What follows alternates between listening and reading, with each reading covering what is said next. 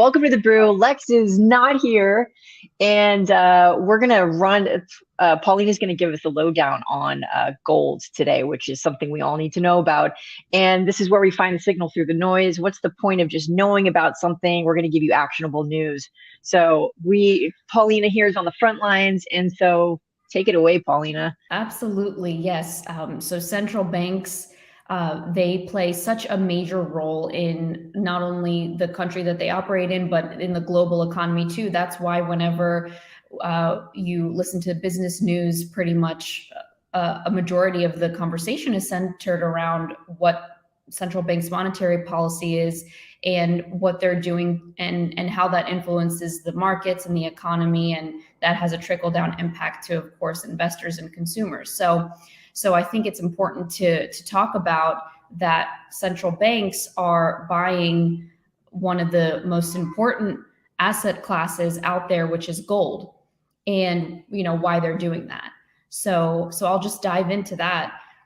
So basically, central banks, first and foremost, they use and buy gold as a way to diversify their reserves. And you can kind of think of that as how investors purchase gold. They do that as a way to, hedge against different risks within their investment portfolio. So that's how the central banks are kind of seeing it as well, instead of relying on a single currency, for example.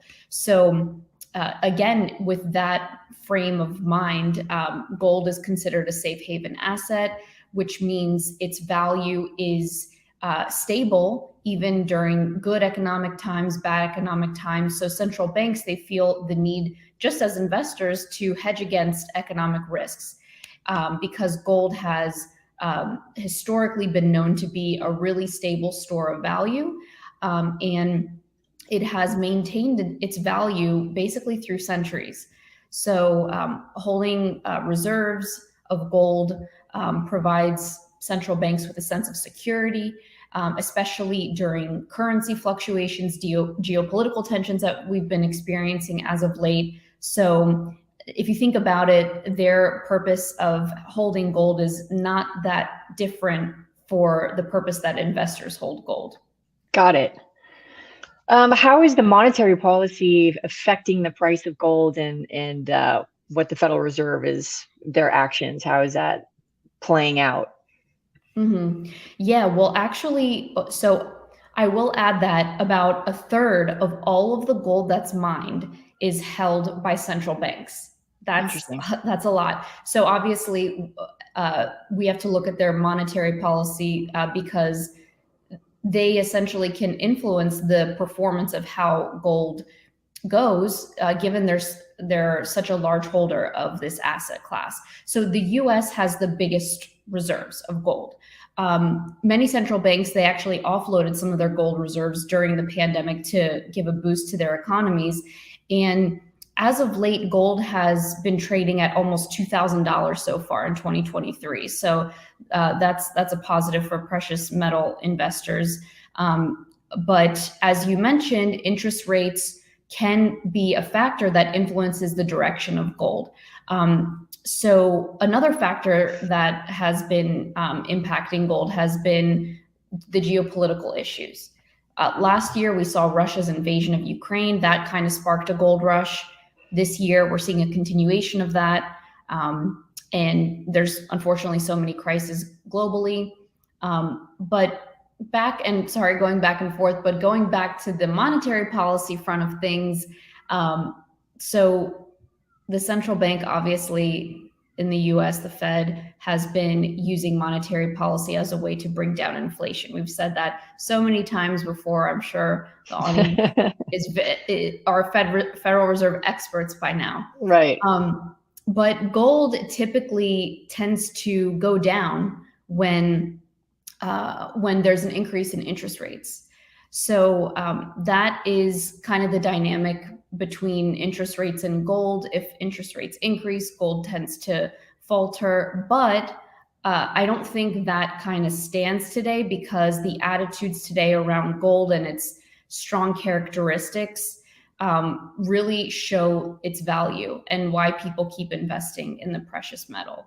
So I think that the rules around market dynamics are changing, and we're seeing that kind of play out today because there's so many challenges in the world today.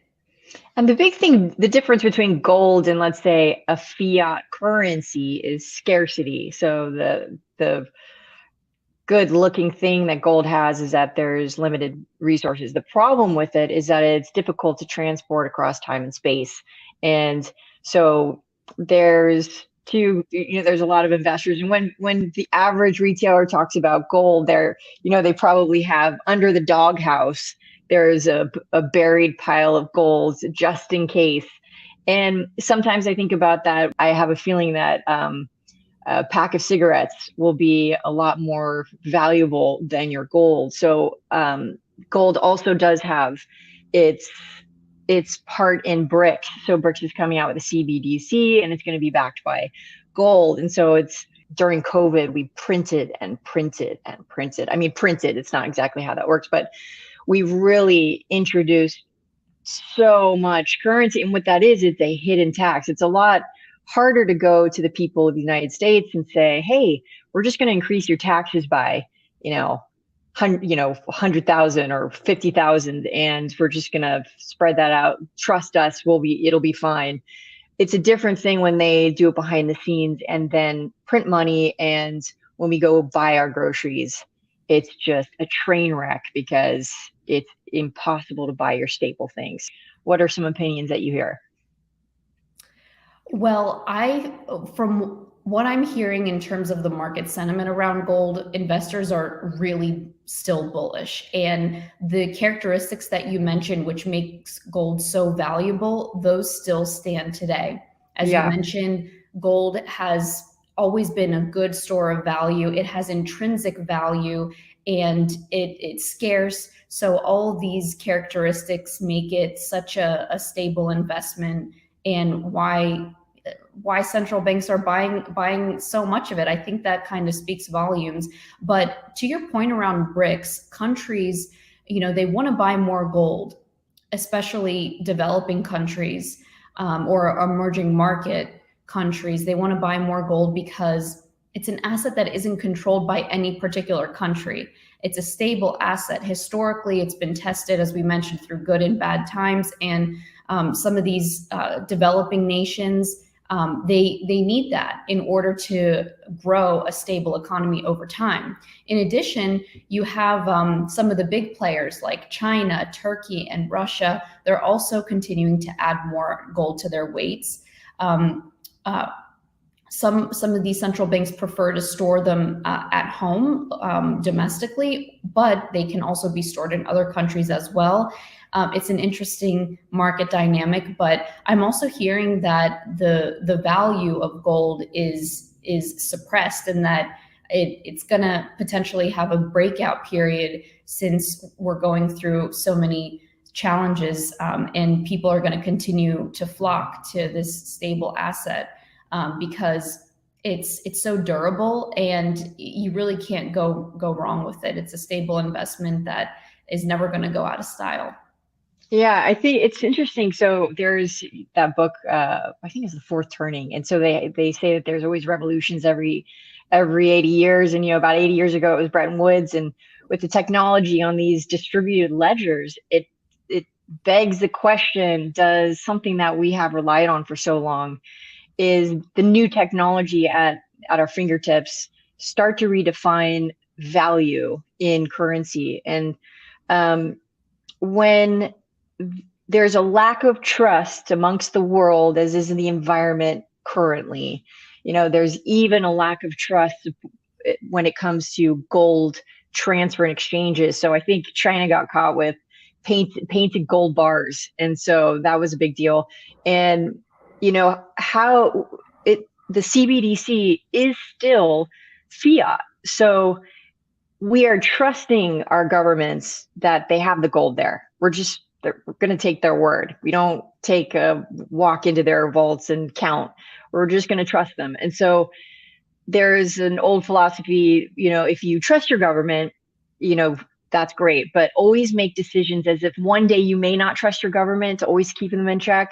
And so I wonder how Bitcoin will play out alongside with stable coins, as we saw this example in Nigeria. And I think people are waking up and they're not completely confident about a centralized ledger, because what comes next is, boy, if my Amazon book orders aren't quite on par, or my Audible isn't quite on par, or my podcast, then those social scores start to come into play.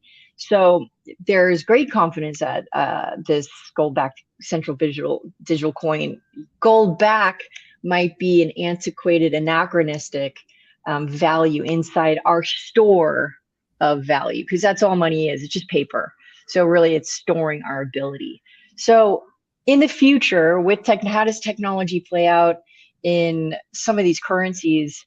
I just think we're on the precipice of a new revolution. And I think it's been said that the CBDC was created as a counter-revolutionary anchor to Bitcoin, and that they're misinterpreting that we want a digital currency, which is, we all use our credit cards. It's pretty much, it's digital.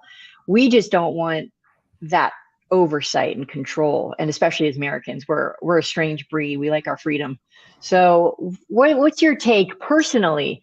Do you worry about that? Are you okay with it? What do you think?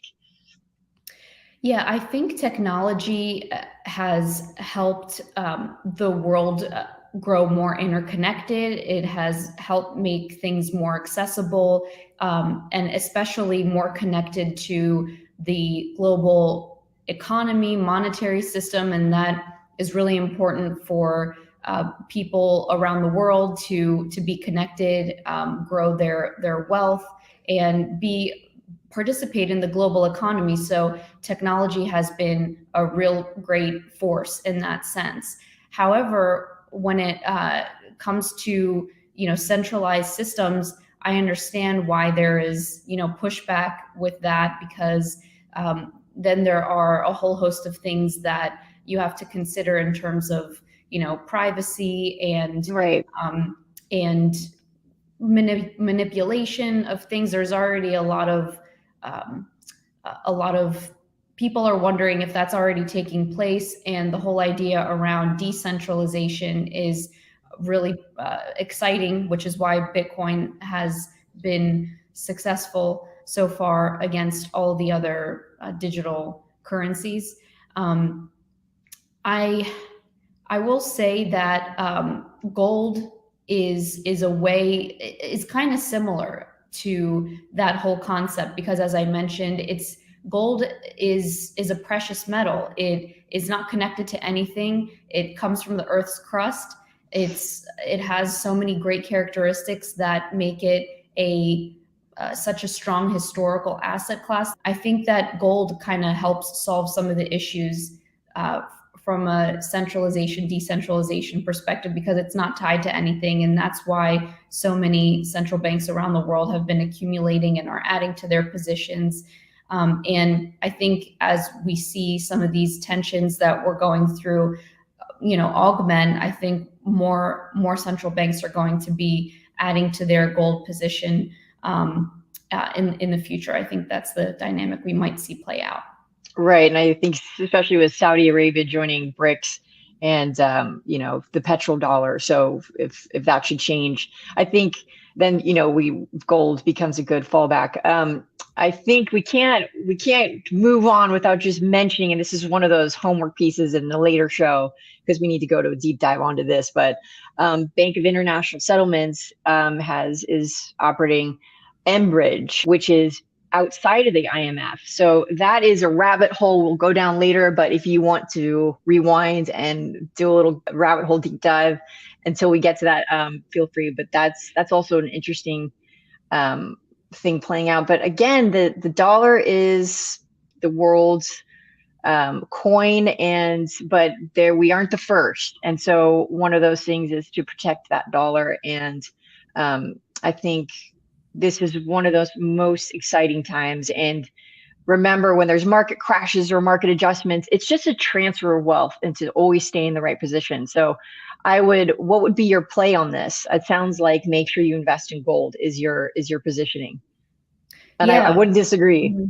Yeah, make sure you invest in gold. It's always a good option. I know people who dollar cost average in gold just like they do in stocks. They buy maybe a bar a month or however much you can afford.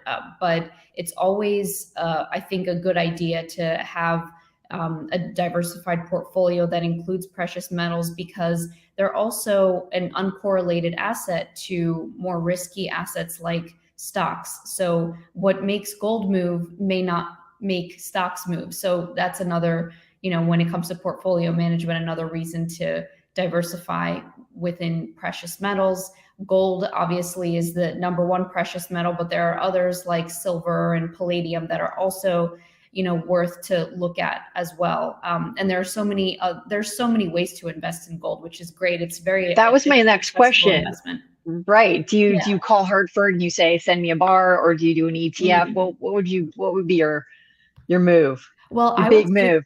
I would say the most ideal way is to have a physical form of gold. In that case, you would have to consider where to store it, if you want to store it at your home I strategically wore this necklace. It's my gold with the Roman coins. I'm wearing it around my neck right now.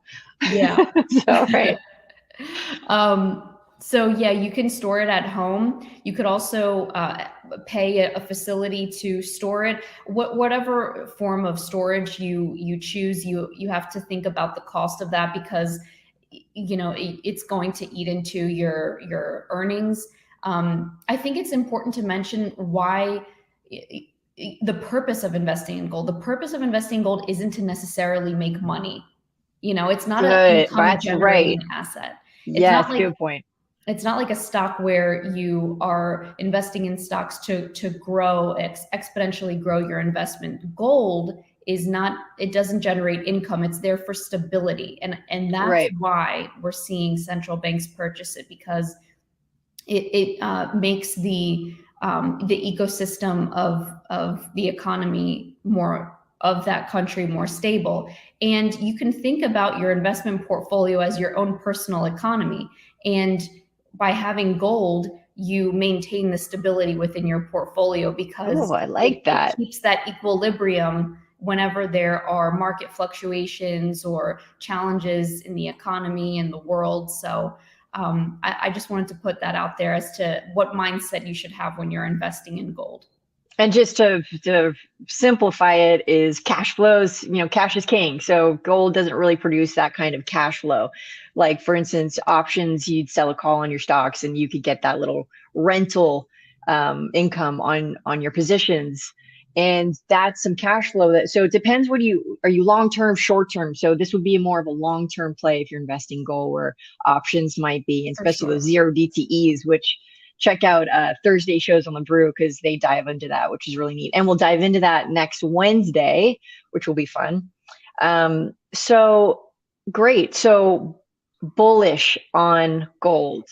Gold is that's that sure thing. And, just to back that up, I think people, and this will be the final point, if you have anything to say, is that people are starting to also evolve as far as value trading. So they're putting their trust less out of their currencies and more into what is the actual underlying value. And so you see China buying lithium, and you see, a lot of people starting to dig into stocks and look at there's intrinsic value in companies. And so it's like being gold backed. You can make sure that your cards on the table all have value behind them. So dig in and start to ask questions, and it's at your fingertips on this thing. So take advantage of these times.